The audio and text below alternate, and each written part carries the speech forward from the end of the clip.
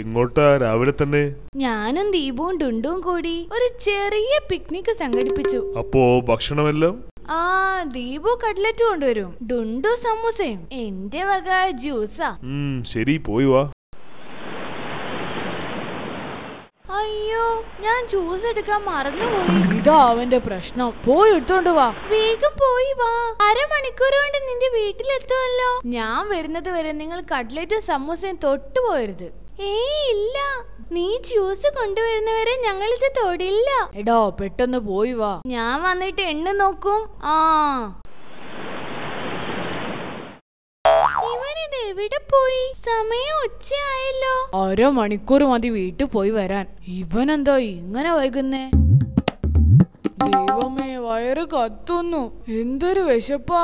ഇവൻ എവിടെ പോയി തൊലഞ്ഞു? ഇവൻ പോയിട്ടിപ്പോ 8 മണിക്കൂറായി. സന്ധ്യയാവാൻ പോണു. ഞാനിപ്പോ വിശന്ന് ചാവും. ഏതായാലും പിക്നിക് കൊളമായി. ഞാൻ എന്തായാലും സമൂസ എടുത്ത് തിന്നാൻ പോവാ. ഞാൻ കട്ട്ലറ്റും.